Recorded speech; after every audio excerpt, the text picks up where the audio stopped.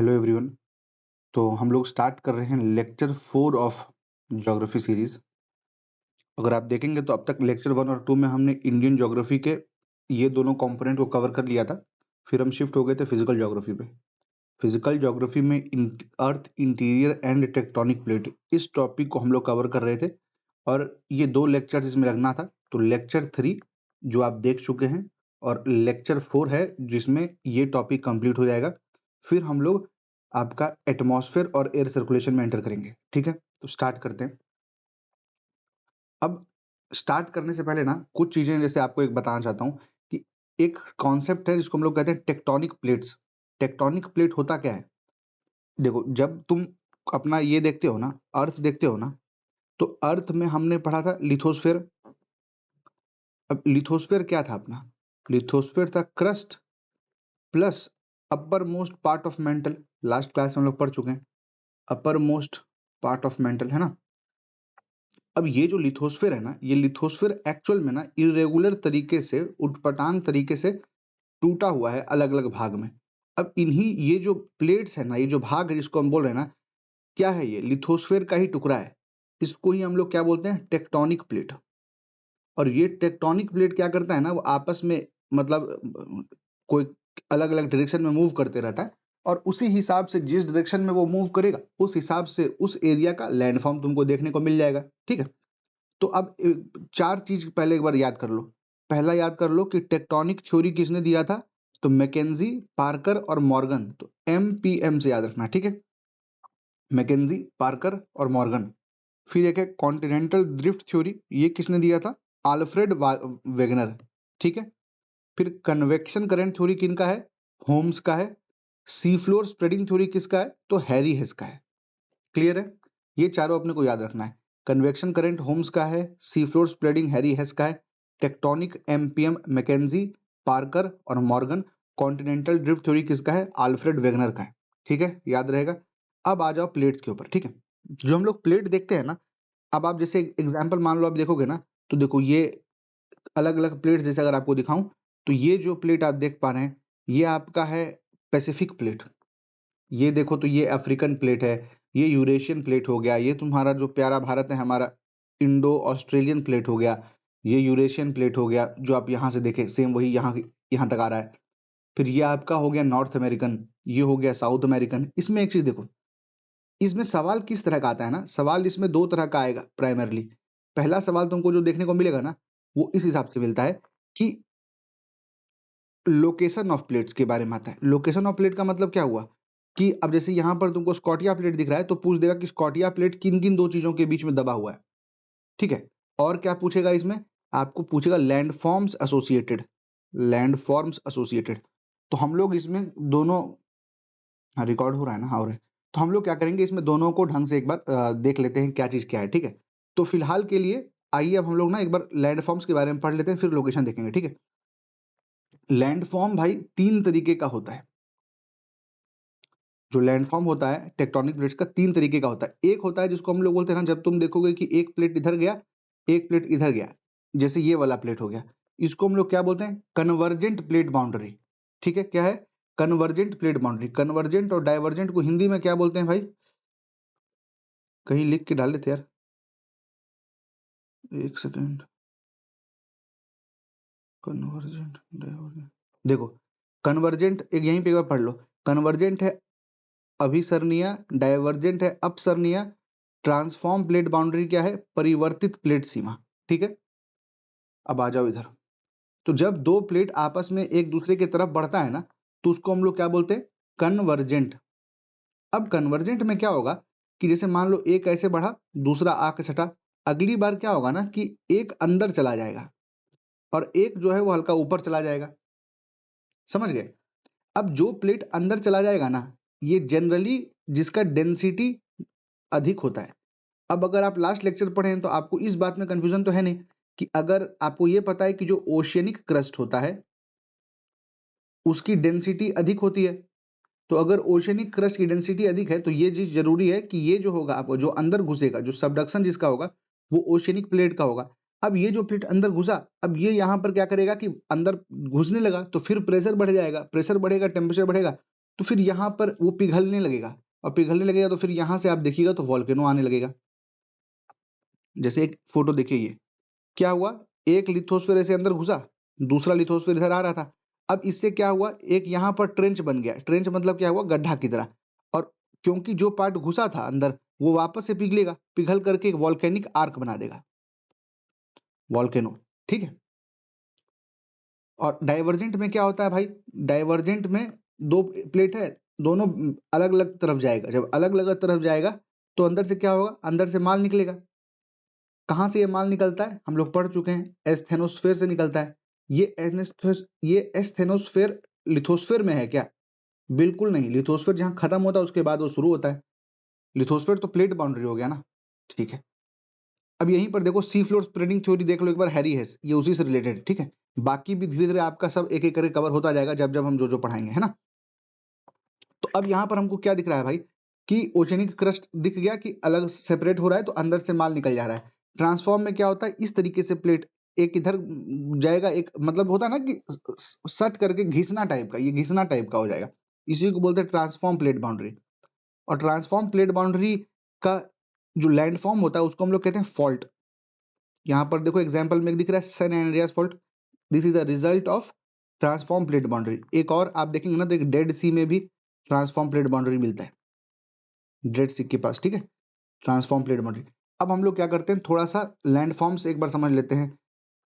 अब देखो, जब भी लैंडफॉर्म्स का सवाल आए तो कुछ चीज हमको क्लियर रखना है। मैं यहीं पे कर रहा हूँ ताकि आप एक बार इसका रनिंग नोट्स बनाते चलना भाई, बाकी स्क्रीनशॉट भी मार पाओ, इस टाइप से बना रहे हैं। ठीक है। कन्वर्जेंट हो गया, डाइवर्जेंट हो गया। एक चीज समझो भाई, कन्वर्जेंट हो, देखो ये आया इधर आया, कन्वर्जेंट होगा तो इस तरफ जाएगा, डाइवर्जेंट होगा तो इस तरफ जाएगा। किसी भी केस में जो टेक्टोनिक प्लेट है वो मूव तो कर रहा है ना। अगर मूव करेगा किसी भी केस में तो अर्थक्वेक तो किसी भी केस में आएगा। और अगर एक प्लेट अंदर घुस रहा है, एक प्लेट ऊपर रह जा रहा है, तो जो प्लेट अंदर घुसा वो पिघलेगा। और अगर बाहर निकलता तो अंदर से जो माल है, जो पहले से माल है वो बाहर निकल जाएगा। जो बाहर अंदर रहता है उसको मैग्मा बोलते हैं, जो ऊपर आता है उसको लावा बोलते हैं। तो एक चीज क्या याद रखेंगे हम लोग अब, कि प्लेट कन्वर्जेंट हो चाहे डाइवर्जेंट हो, अर्थक्वेक दोनों लाएगा। ठीक है, सेम। दूसरा, कन्वर्जेंट हो कि डाइवर्जेंट हो, वॉल्केनो दोनों लेकर के आएगा। तो अगर एग्जाम में आएगा तो हम कंफ्यूज नहीं होंगे। अब यहां पर एक इंपॉर्टेंट चीज समझना बात को, है ना। एक एक टर्म होता है, इसको हम कहते हैं रिफ्ट वैली। रिफ्ट वैली का आपको अगर फोटो दिखाएं ना, इस वाले पार्ट में देखिए, ये जो है ना, ये रिज है, इसको क्या बोलते हैं, मिड एटलांटिक रिज। ये सब क्यों बनता है ना, कि जब दो प्लेट आपस में फट के निकलता है तो फिर आपको वहां देखने को मिलेगा ऊपर से हल्का हल्का निकला हुआ। ये जो रिज है ना, ये आपका डाइवर्जेंट प्लेट बाउंड्री से बनता है। तो इसको क्या यहाँ पे लिख देंगे हम, रिफ्ट हो गया, या फिर जिसको आप रिज बोलते हैं। मिड एटलांटिक रिज एक एग्जांपल है, ब्रैकेट में लिख देता हूं, मिड एटलांटिक रिज। ठीक है, बढ़िया। अब मतलब दिख गया अपने को, अर्थक्वेक हो गया। अब एक बात खुद समझो, अगर डाइवर्जिंग हो रहा है, मतलब एक प्लेट इधर जा रहा है एक प्लेट इधर जा रहा है, तो आपको नहीं लगता है कि न्यू सरफेस फॉर्म होगा, क्योंकि अंदर से माल निकल रहा है, एग्जिस्टिंग तो बाहर चला गया, तो यहाँ तो नया ही बनेगा ना। तो इसीलिए न्यू सरफेस भी यहाँ पर बनता है। अब इसमें एक कन्वर्जेंट में आपको समझना पड़ेगा कि कन्वर्जेंट तीन तरीके से हो सकता है, या तो कॉन्टिनेंटल और कॉन्टिनेंटल प्लेट टकराए, या तो एक कॉन्टिनेंटल प्लेट है एक ओशियनिक प्लेट है, या तो दोनों ओशियनिक ओशियनिक टकराए। अब आपको ये पता है कि डेंसिटी ऑफ ओशियनिक प्लेट ज्यादा होता है डेंसिटी ऑफ कॉन्टिनेंटल से, तो इसका मतलब कि जब दोनों आपस में टकराएंगे तो ओशियनिक अंदर घुसेगा, कॉन्टिनेंटल ऊपर जाएगा। अब एक बात समझना, अभी हम लोग एक फिगर देखे थे, उसमें हम लोग ये देखे थे कि इस तरह से जाता है, इस तरह से उठता है, अब फिर ये यहाँ पे पिघलेगा और इससे वॉल्केनो होगा।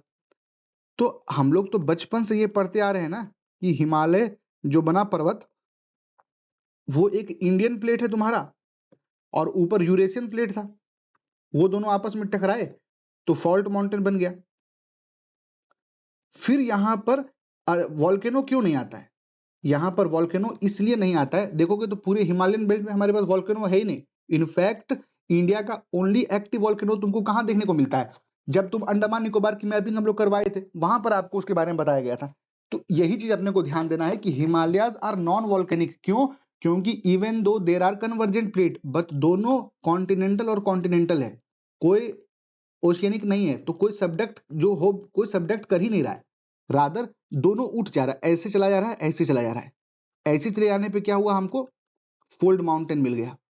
तो याद रखना कि fold mountain is a characteristic feature of convergent plate boundaries. ठीक है। और एक चीज अब देखो, एक होता है ट्रेंच। जब आप यहां पर देखें ना कि एक घुसा, तो ये जो गड्ढा टाइप का हुआ उसको क्या बोलते हैं हम लोग? ट्रेंच बोलते हैं। तो याद रखना कि trench is also a characteristic feature of convergent. आपके मन में आप जब सोचते होंगे ना, विजुअलाइज कीजिएगा, तो आपको मन में लगेगा कि अगर एक दो टकरा रहा था तो गड्ढा कैसे हो गया, उठना ही चाहिए ना। तो एक बात समझना, एक सेगमेंट उठता है, एक सेगमेंट घुसता है, तो यहां पर एक ट्रेंच बन जाता है। ठीक है। अब एक फेमस ट्रेंच जो आप सुने भी होंगे, या फिर सबसे फेमस ट्रेंच क्या है उसका example? Mariana trench. Mariana trench के बारे में दो तीन बस बात याद रख लेना भाई। क्या क्या बात याद रखना है मरियाना ट्रेंच के बारे में? सबसे पहले तो मतलब कितना गहरा है, कितना डीप है वो, है ना? तो लगभग आपका 10.9 किलोमीटर डीप है। ठीक है। दूसरा चीज आपको क्या याद रखना है मरियाना ट्रेंच के बारे में, कि ये कहाँ पाया जाता है? तो ये पैसिफिक ओशियन में पाया जाता है, बहुत इंपॉर्टेंट है। और पैसिफिक ओशियन में भी कौन सा पैसिफिक ओशियन? तो ये आपका वेस्टर्न पैसिफिक ओशियन, जापान के नीचे की तरफ है। जैसे मान लो जब तुम ये देखते हो ना कि यहाँ मान लो जापान आया, तो इस तरफ है वो, और इक्वेटर ये हुआ, तो इक्वेटर से ऊपर है, और उस नॉर्थ ऑफ इक्वेटर। ठीक है।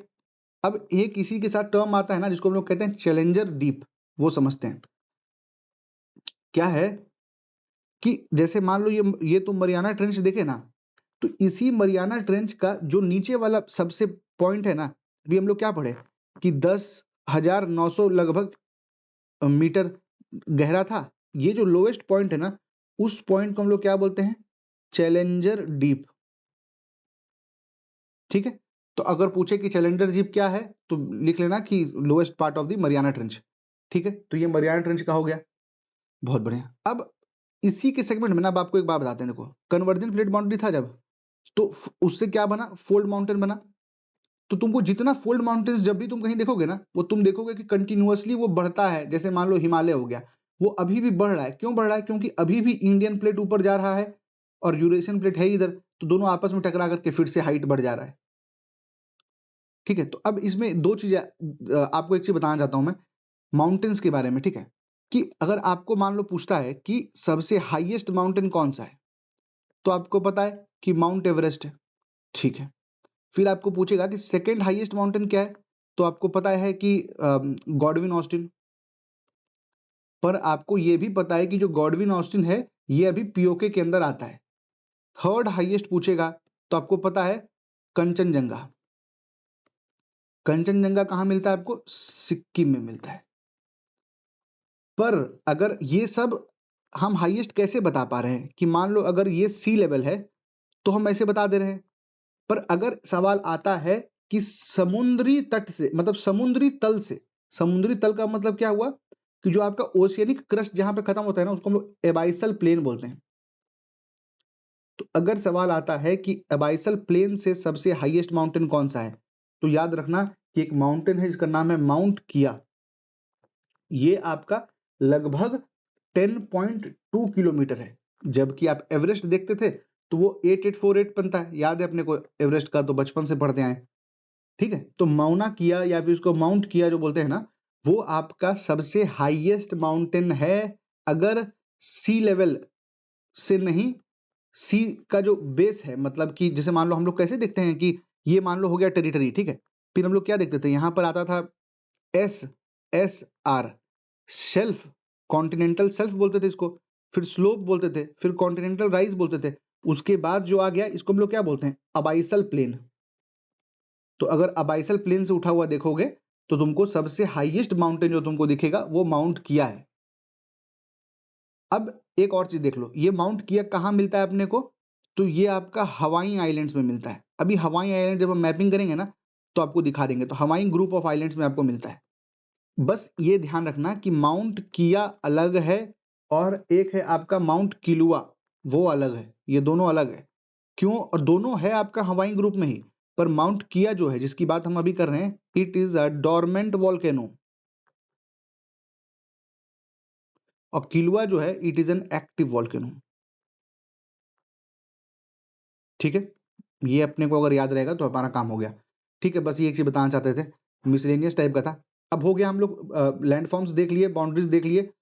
ठीक है, अब आ जाओ मैपिंग के ऊपर। ठीक है, इसमें कुछ कुछ चीज हम लोग बस स्टार्टिंग में फोकस करेंगे कि आपको एक ये समझ में आ जाए कि अगर मान लो सवाल पूछता है कि फिलीपींस प्लेट जो है वो किन किन प्लेटों के बीच में दबा हुआ है, तो याद रखना कि एक तरफ यूरेशियन है, एक तरफ पैसिफिक है। और ये हमको समझ में आ भी रहा है, मतलब आप खुद भी जब हम ओवरऑल वर्ल्ड मैपिंग भी करेंगे ना, आगे हम प्रॉपरली वर्ल्ड मैपिंग करवाएंगे, तो उसमें भी आपको ये सब आएगा। कोकोस प्लेट किसके किसके बीच में है, तो ऑप्शन में अगर नजगा प्लेट और नॉर्थ अमेरिकन प्लेट आता है तो वो भी मार दोगे। अगर पैसिफिक और कैरेबियन आए तो वो भी मार सकते हो। सेम नजका प्लेट का पैसिफिक और साउथ अमेरिकन। ठीक है, स्कॉटिया प्लेट पूछे तो साउथ अमेरिकन और अंटार्कटिका। खुद से ना एक बार आंख बंद करके विजुलाइज करोगे ना तो इसमें कुछ है नहीं। अब एक चीज बताते हैं, ये जो पैसिफिक प्लेट है ना भाई, इस पैसिफिक प्लेट के अराउंड आप देखेंगे ना, तो ये जो एक सर्कल बनता है ना, इसको हम लोग कहते हैं रिंग ऑफ फायर। ना what is this ring of fire? Ring of fire वो जोन है जहां पर आपको हद से ज्यादा वॉल्केनो देखने को मिलता है। रिंग ऑफ फायर वो जगह है जहां पर आपको हद से ज्यादा अर्थक्वेक देखने को मिलता है। आप सुने होंगे ना कि हमेशा कहा जाता है कि geography of Japan is worse, उससे खराब ज्योग्राफी किसी देश का हो ही नहीं सकता है। Still they have managed to मतलब अपना सोशियो इकोनॉमिक स्टेटस को इतना इंप्रूव कर लेना, इकोनॉमिक सुपर पावर बन जाना जापान, इवन आफ्टर आपका जो हिरोशिमा नागासाकी वाली बॉम्बिंग हुई, वर्ल्ड वॉर वाली। तो ठीक है, तो मतलब ये क्यों होता है? क्योंकि it is a part of the ring of fire. तो वहां पर रिंग ऑफ फायर में ना आपको हद से ज्यादा आपको देखने को मिलेगा कि वॉल्केनो हो रहा है। वॉल्केनो क्यों हो रहा है? क्योंकि हम पढ़े हैं ना भाई, कन्वर्जेंट कन्वर्जेंट हो या फिर डाइवर्जेंट हो, मतलब कन्वर्जेंट हो या डाइवर्जेंट हो, वॉल्केनो तो दोनों में आएगा, अर्थक्वेक दोनों में आएगा। तो अब आओ एक सवाल पढ़ते हैं, बनाते हैं रिंग ऑफ फायर के ऊपर, खत्म हो जाएगा बात। क्या है?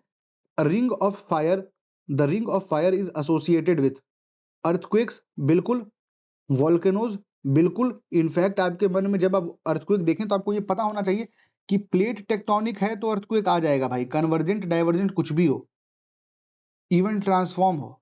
वॉल्केनो, हाँ वॉल्केनो भी होता है, और वॉल्केनो कब कब होता है? कन्वर्जेंट और डाइवर्जेंट में होता है, क्योंकि ट्रांसफॉर्म में तो हमने फॉल्ट्स पढ़े थे। ठीक है, पैसिफिक ओशियन में है क्या? जानते हैं, बिल्कुल है। फॉरेस्ट फायर नहीं, 1 2 3 हो जाएगा।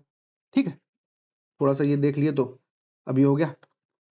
अब क्या बचा भाई? एक प्लेट देखो, ये बीपीएससी का सवाल है। क्या है कि जो कोकोस प्लेट है वो किसके किसके बीच में आता है। अब हम लोग यहाँ पर कोकोस प्लेट देखेंगे ना, तो इसमें आपको एक चीज बताने के लिए ऐड किए हैं कि ये जो करीबियन प्लेट है, इसी को लोग सेंट्रल अमेरिकन प्लेट भी कभी कभी बोलते हैं। सेंट्रल अमेरिकन प्लेट है ना, तो पैसिफिक प्लेट और सेंट्रल अमेरिकन प्लेट आगे ऑप्शन में। अब आपको डाउट हो सकता है कि साउथ अमेरिका और पैसिफिक प्लेट क्यों नहीं है? साउथ अमेरिका और पैसिफिक प्लेट टच हो रहा है यहाँ पर, तो हम सबसे बेस्ट ऑप्शन क्या है भाई? पैसिफिक और कैरिबियन ही है ना, तो ये आंसर हो जाएगा। बाकी तो दोनों जो है फर्जी है ऑप्शंस। ठीक है, तो ये हम देख लिए, ये चीज रिंग ऑफ फायर आप देख लिए, ये याद रखना भाई। ये सारे टर्म्स आपको जो भी अगर इंग्लिश से कंफ्यूजन हो रहा हो ना, तो हम यहाँ पर डाल दिए थे ट्रांसलेट करके उसको, इंटरनेट से सर्च करके। ठीक है भाई, ये हो गया, बढ़िया। अब आ जाओ अर्थक्वेक्स के ऊपर। अर्थक्वेक के ऊपर आने से पहले ना आपको थोड़ा सा हम इसमें चाहते हैं कि एक कंटेक्स्ट थोड़ा सा हम लोग डिस्कस कर लें, फिर बताएंगे, है ना? समझना बात को। जब तुम बात करते हैं हम लोग कि एक प्लेट आया और आ करके दूसरे प्लेट से टकरा गया, है ना? जब एक प्लेट आएगा, ये है मान लो प्लेट 1, ये है तुम्हारा प्लेट 2, ये दोनों प्लेट आए आपस में टकराए। एक्चुअल मान लेते हैं ना कि एनर्जी रिलीज कहां पर हुआ? इस पॉइंट पर हुआ। जिस पॉइंट पे एक्चुअल टक्कर होता है ना, इस पॉइंट को क्या बोला जाता है भाई? इस पॉइंट को बोला जाता है फोकस, या फिर इस पॉइंट को कहा जाता है हाइपोसेंटर। बहुत इंपॉर्टेंट है, एकदम ध्यान से सुनते रहना।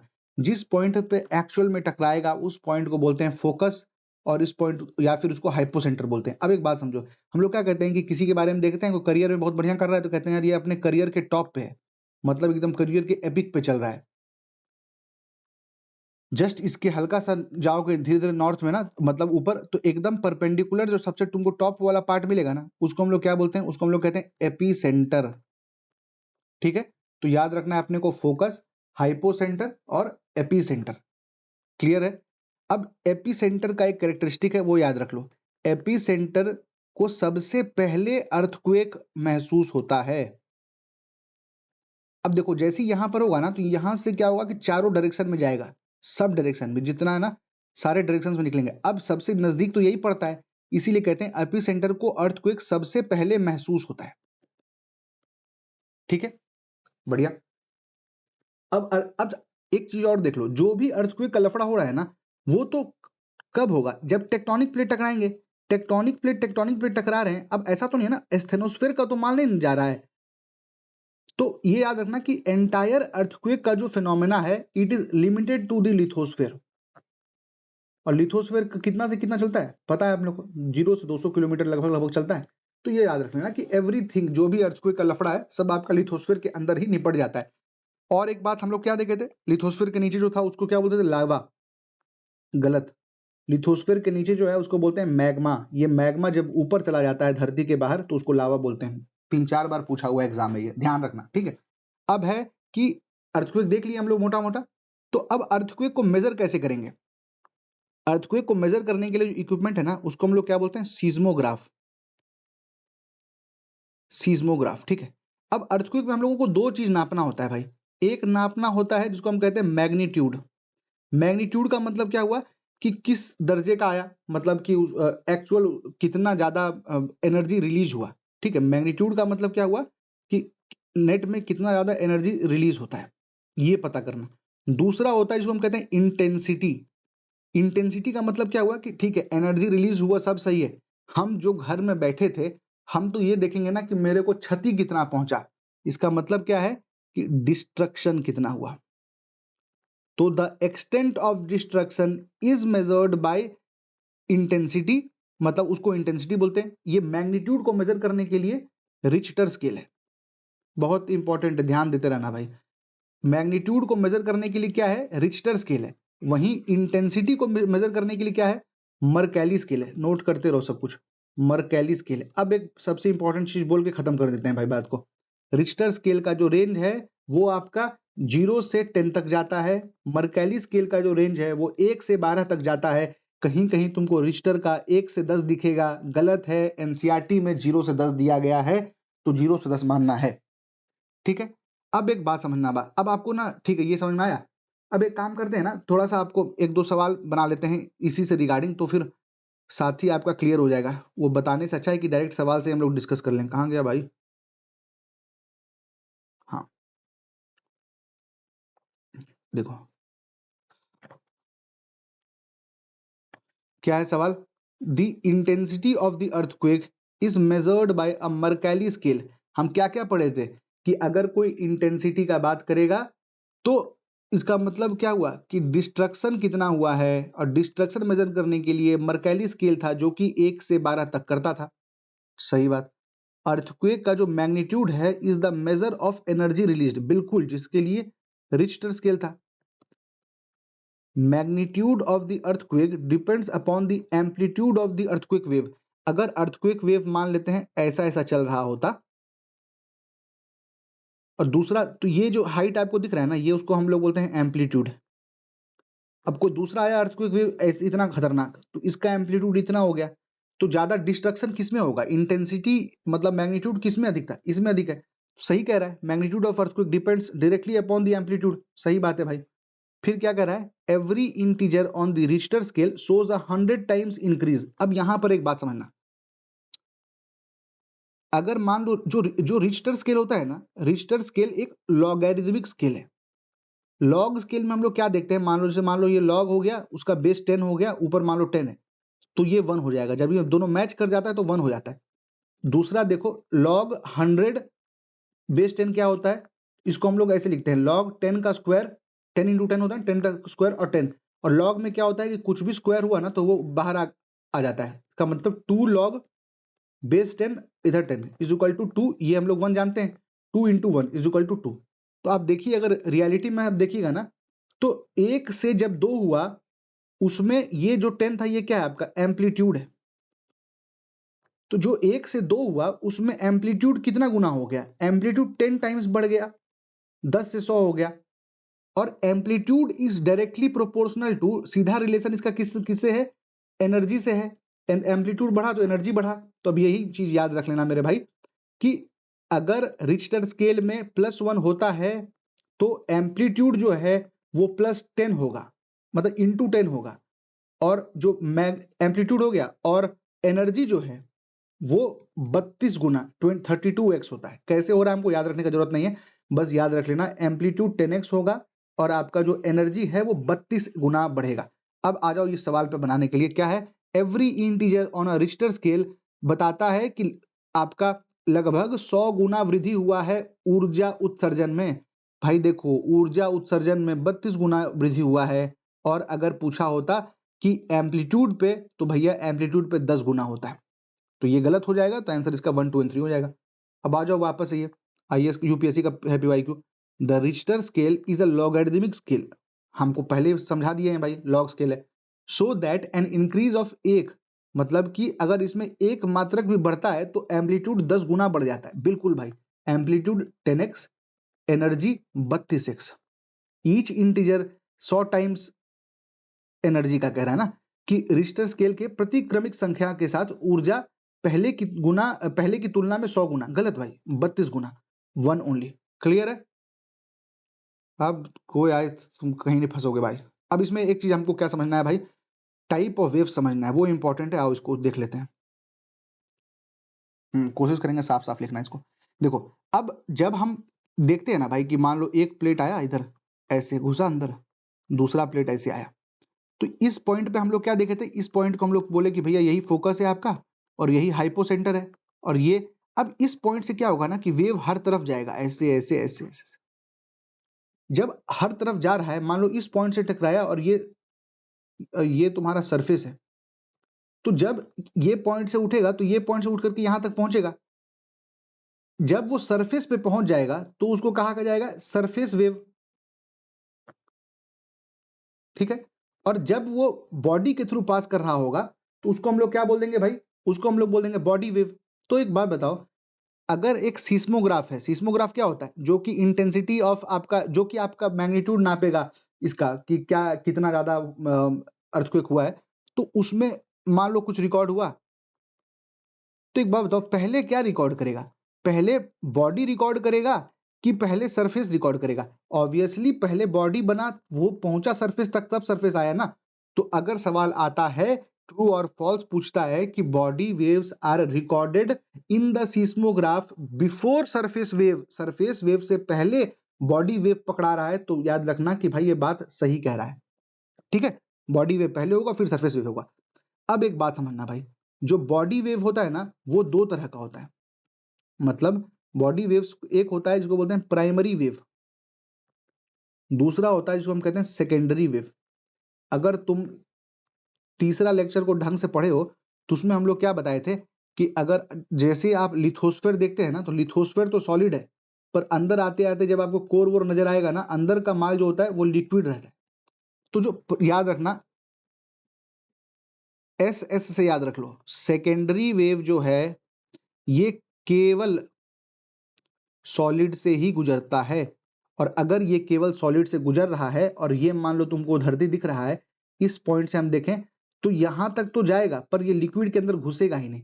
तो लिक्विड के अंदर घुसेगा नहीं तो मतलब मान लो तुम अगर इसके पूरे ये में मशीन लगा के रखे हो, तो जो मशीन है वो ये वाला जो हिस्सा है इस जगह हिस्सा पर वो भूकंप की तरंगे को महसूस कर पाएगा, मशीन पकड़ेगा, और फिर इस वाले हिस्से को पकड़ेगा। इस वाले हिस्सा, ये वाला हिस्सा तो खाली रह गया, इसी को कहते हैं, जो हिस्सा खाली रह गया उसको कहते हैं शैडो जोन।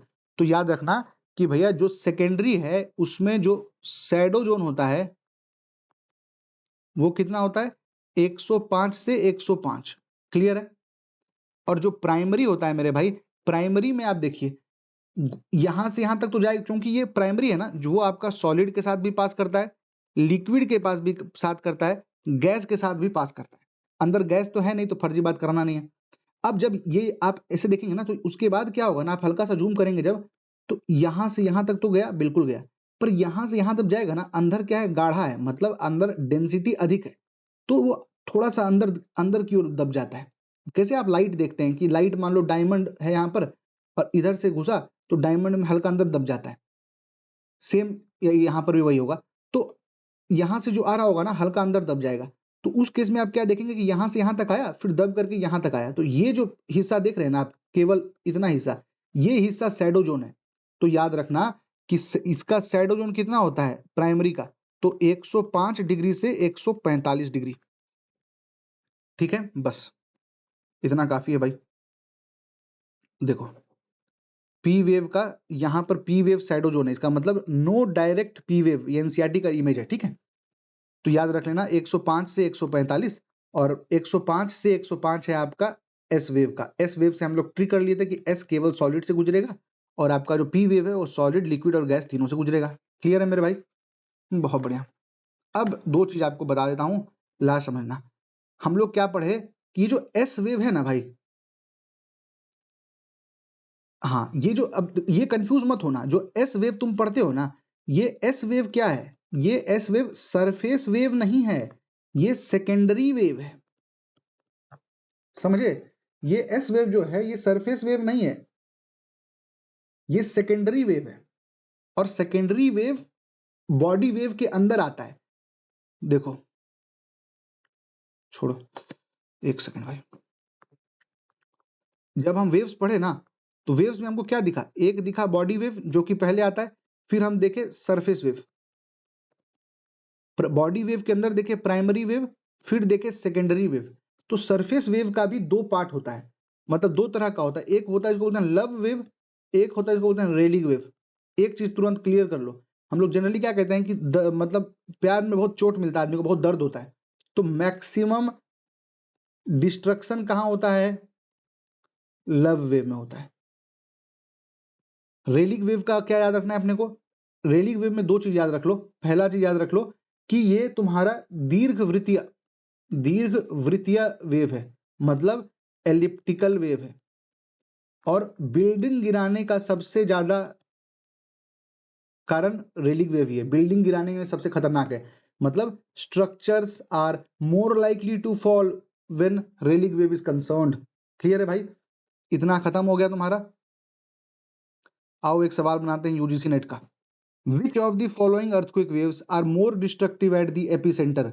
और या फिर अगर अब यहां पर पूछ देता तो इसका आंसर क्या होगा, हम खुद ही पढ़ लिए हैं कि प्यार में सबसे ज्यादा दर्द होता है, तो एल वेव। अब इसी में आपको याद कर लो कि भैया कौन सा अर्थक्वेक ज्यादा डिस्ट्रक्टिव है, एपिसेंटर देख लिए, बहुत बढ़िया। अगर बोले कौन सा अर्थक्वेक वेव के चलते स्ट्रक्चर्स आर, या फिर जो बोलते हैं कि बिल्डिंग बिल्डिंग है वो अधिक गिरेगा, तो याद रखना है अपने को कि इट इज रेलिंग वेव। अगर पूछ दे which of the following earthquake wave is elliptical, तो याद रख देना कि ये रेलिंग वेव होगा, दीर्घ स्फीतियां। ठीक है, हो गया भाई ये। अब हम लोग थोड़ा वॉल्केनो के बारे में पढ़ लेते हैं। वॉल्केनो के बारे में पढ़े ना, तो दो तीन चीज देखो। पहला तो वॉल्केनो कैसे हो रहा है क्लियर कर चुके हैं हम लोग, है ना, कि एक अंदर घुसेगा, मेल्ट होगा, बाहर निकलेगा। अगर कन्वर्जेंट था और डाइवर्जेंट था, तो अंदर आपको एस्थेनोस्फेयर से माल आकर के ऊपर गिर जाएगा। जो माल अंदर रहता है उसको हम लोग क्या बोलते हैं, मैग्मा। जब वो बाहर निकल जाता है तो उसको हम लोग बोल देते हैं लावा। बहुत बढ़िया, हाउ अपने को पता है।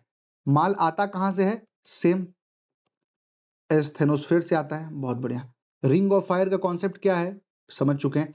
अब बचा आपका मैपिंग। मैपिंग करने से पहले हम लोग क्या करेंगे कि टाइप्स ऑफ ये पढ़ लेते हैं जरा सा, मतलब टाइप ऑफ वॉल्केनोज पढ़ लेते हैं। ठीक है, तो वो आप जरा सा एक बार बस देख लीजिए टाइप का, फिर आपको इधर फोटो वोटो भी डाल दिए हम।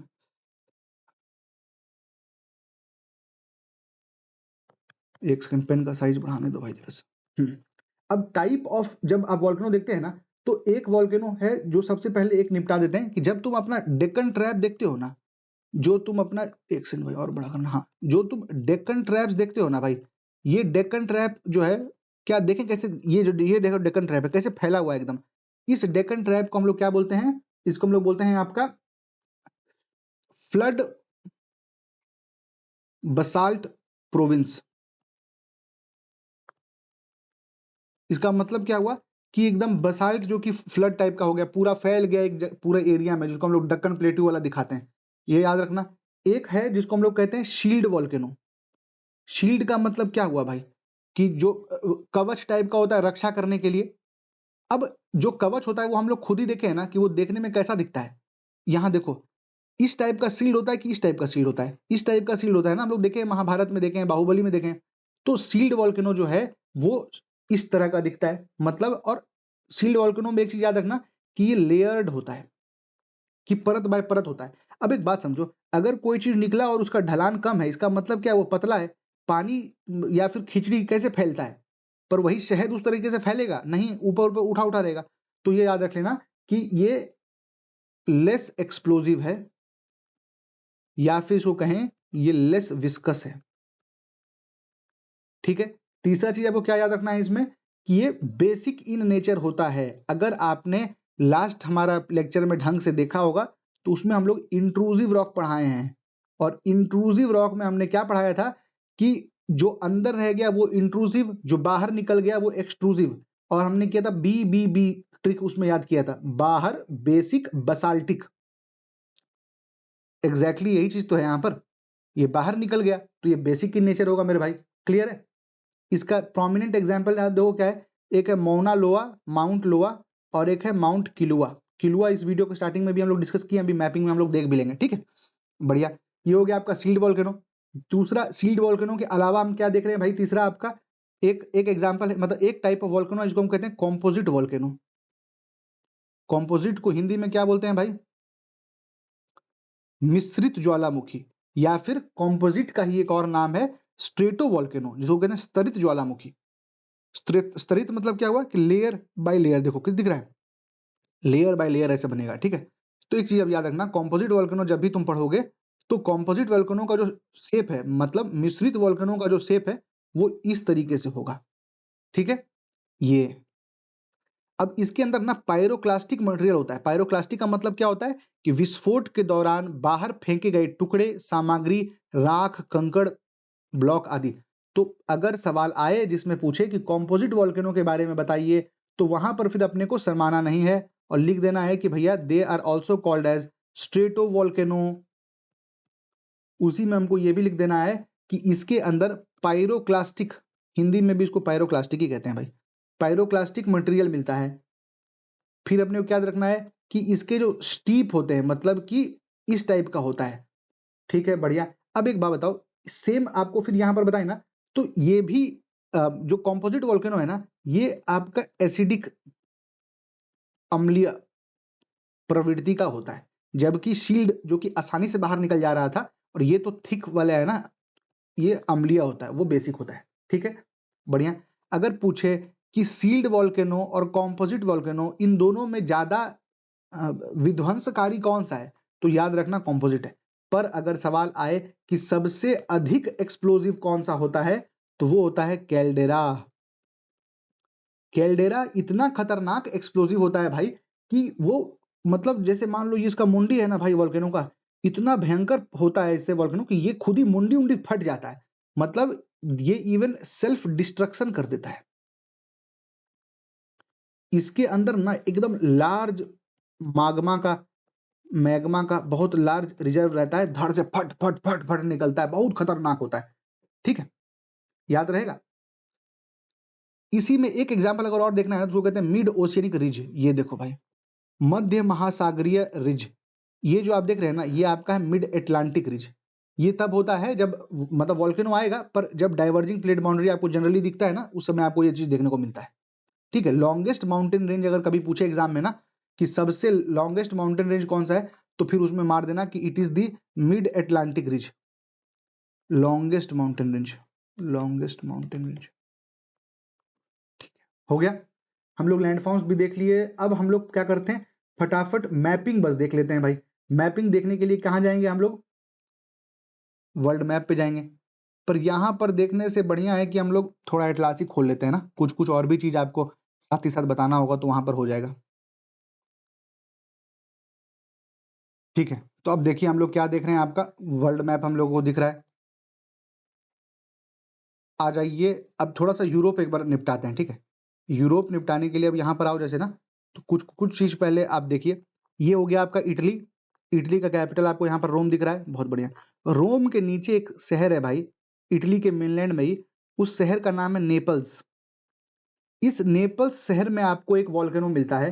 उस वॉल्केनो का नाम क्या है? Vesuvius volcano. वेसुवियस वॉल्केनो बहुत बार पूछा गया है, ठीक है। वेसुवियस वॉल्केनो, बहुत बढ़िया। अब जैसे देखो, एक चीज बताते हैं, जैसे इटली के जो भारत के साइड होता है ना, उसको वो क्या है, ये है एड्रियाटिक सागर, उसके ईस्ट में। ये हो गया टायरहिनियन, इधर हो गया एड्रियाटिक, इसके नीचे जो आता है उसको बोलते हैं आयोनियन सी, ठीक है, बढ़िया। अब इटली का ही एक यहाँ पर भाग है, इस भाग को हम लोग क्या कहते हैं? सिसिली। इस सिसिली में एक मिलता है माउंट वॉल्केनो, वो है माउंट एतना।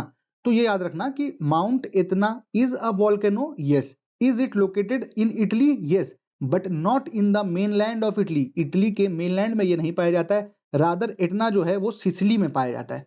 और इटली और सिसिली के बीच में आप देखेंगे ना, तो यहाँ पर आपको एक स्ट्रेट मिलता है। इस स्ट्रेट का नाम क्या है? This is the straight of Messina. बहुत बार पूछा गया है, ठीक है, बढ़िया। अच्छा, एक बार ये भी देख ही लो, ये जो नीचे वाला आपको दिख रहा है ना, इसको हम लोग बोलते हैं कॉर्सिका।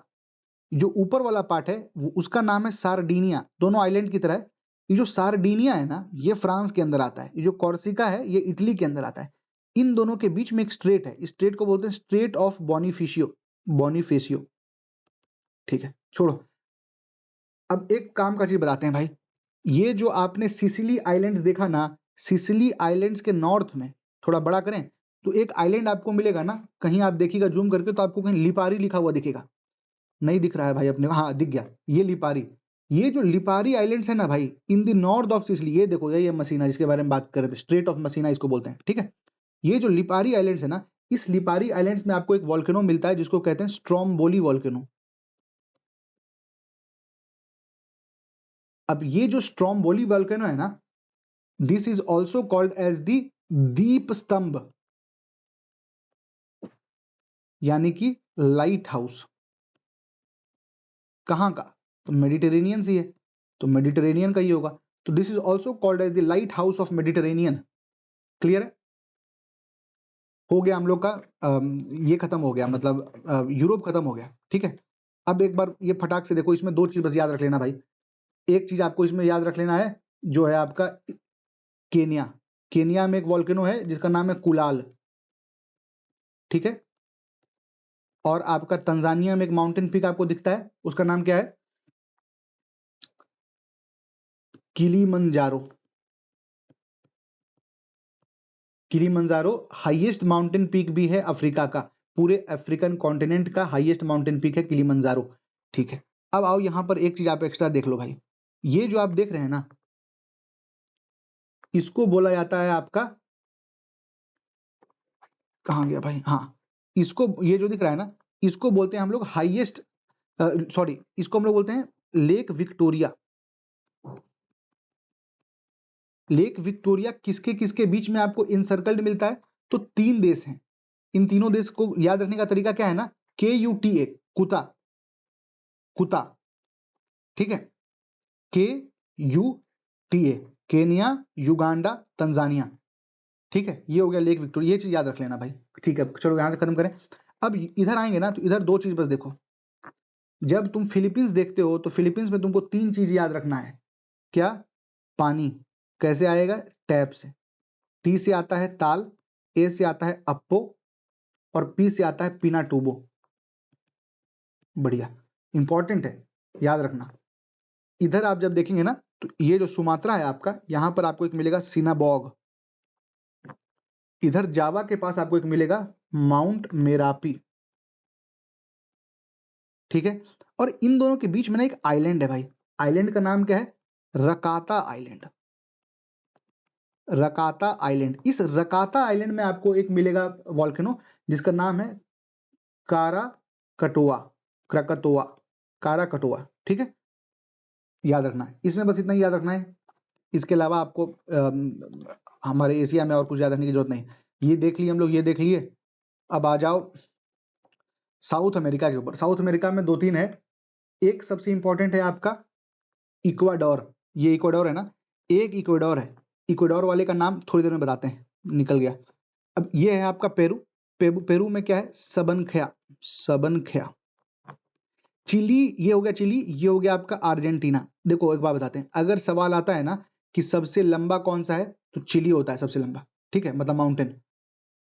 और अगर पूछे कि ये जो आपका जा रहा है आपका इक्वेटर, इक्वेटर कौन कौन से देश से गुजर रहा है, तो आप लोग अगर जो ये पढ़े होंगे ना इकोनॉमिक्स, तो उसमें एक टर्म होता है जो कहते हैं एक्सटर्नल कमर्शियल बोरोइंग, कि बजट के बाहर से पैसा सरकार जब निकाल लेती है ना, ताकि बजट में दिखे नहीं और काम हो जाए। मान लो फूड कॉर्पोरेशन ऑफ इंडिया से ही पैसा मांग ली, है ये सरकारी कंपनी, पर वो असल में बजट से नहीं ले रही है, या फिर तो उसको बोलते हैं, ठीक है।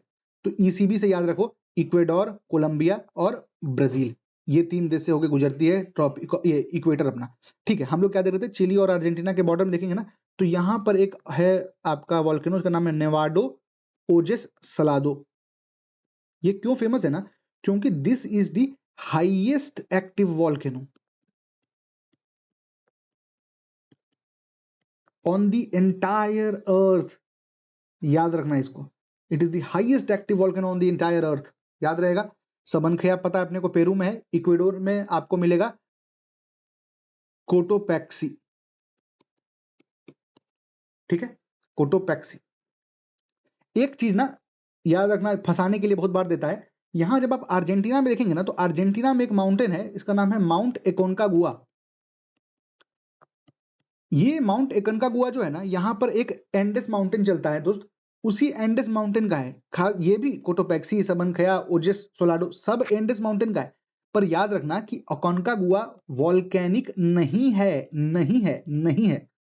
सवाल में पूछा हुआ है इसलिए बता रहे हैं, ठीक है, कि ये है क्या। तो उसमें अगर आपको बाकी याद है तो ठीक है, नहीं का एक भी याद रहेगा तो आपका काम हो जाएगा। अब एक बहुत इंपॉर्टेंट चीज बता रहा हूं भाई, एक बात समझना, जब भी आप कोई अर्थक्वेक देखते हैं, तो अर्थक्वेक में सबसे अधिक क्या निकलता है, जो अंदर से माल निकलता है ना, सबसे अधिक माल क्या निकलता है, तो याद रखना सबसे अधिक पानी निकलता है, वाटर वेपर, फिर CO2 निकलता है, फिर SO2 निकलता है, ठीक है। अब यहां पर ये अलास्का है, जो कि आपका यूएस का ही पार्ट है, कभी वो रसिया से लिया था। अब ये जो अलास्का है ना, यहां पर आपको एक मिलता है जिसको कहते हैं माउंट कतमई। माउंट कतमई क्यों फेमस है, क्योंकि this is also called as a fumarole. Fumarole क्या होता है, जब कोई वॉल्केनो अपने जीवन के आखिरी चंद दिनों सांसें गिन रहा होता है ना, तब उसको फ्यूमारोल कहते हैं। उसमें से केवल तुमको ना CO2 और स्टीम आता हुआ दिखेगा, मतलब खत्म ही होने वाला है, अंदर का माल खाली हो चुका है इसका, अब तुमको लावा मैग्मा ये सब नहीं नजर आ रहा है, ठीक है। तो उसको बोलते हैं माउंट कतमई, ये अलास्का में पड़ता है। एक यहाँ देख लेना, सेंट हेलेंस, बढ़िया। मेक्सिको में 2 अपने को याद रखना है दोस्त, एक है कोलीमा और दूसरा है आपका पेरीक्यूटिन, पेरीक्यूटिन, ठीक है। अब जितना बताए हैं उन सब में सबसे इंपॉर्टेंट समझना, सबसे इंपॉर्टेंट है ये हवाई आइलैंड्स मेरे भाई, ये ग्रुप ऑफ आइलैंड्स, ठीक है। एकदम मतलब लिटरली बता रहा हूं, सबसे इंपॉर्टेंट है ये समझना। 2 चीज आपको 3 चीज आप इसमें याद रखो भाई। एक याद है, हम आपको जब बोले कि सबसे हाईएस्ट माउंटेन रेंज कौन है, तो उसमें हम लोग कहा था कि माउंट ना किया था, वो भी एक वॉल्केनो है, पर वो एक डोरमेंट वॉल्केनो है, कि मतलब अब चला गया, खत्म हो गया उसके अंदर का माल। अब 2 लाइव मतलब एक्टिव वॉल्केनो यहां पर आपको जानने की जरूरत है। अगर सवाल आता है कि which is the most active volcano, कि रात अधरात दिन दोपहर पूरा वो इरप्ट होते ही जा रहा है, तो याद रखना कि मोस्ट एक्टिव जब पूछेगा तो हमको किलाउआ मारना है, किलाउआ, ठीक है। और अगर बोले कि which is the largest active volcano, तो भैया लार्जेस्ट एक्टिव वॉल्केनो हमारा क्या है, माउंट लोआ। ये लार्जेस्ट का मतलब क्या हुआ, एरिया वाइज, है ना, कि क्षेत्र उसका फल क्या बोलते हैं उसको भाई, एरिया के हिसाब से देखोगे तो लार्जेस्ट एक्टिव वॉल्केनो माउंट किया होता है। सबसे अधिक एक्टिव क्या होगा, किलुआ होगा। ये सब कहाँ पड़ता है आपका, हवाई आइलैंड्स में पड़ता है। अब आपको अगर ये लग रहा है कि यार अब हम कैसे याद रखेंगे ये सब, तो भैया याद तो सब हो जाएगा, मन अगर रहा तुम्हारा तो।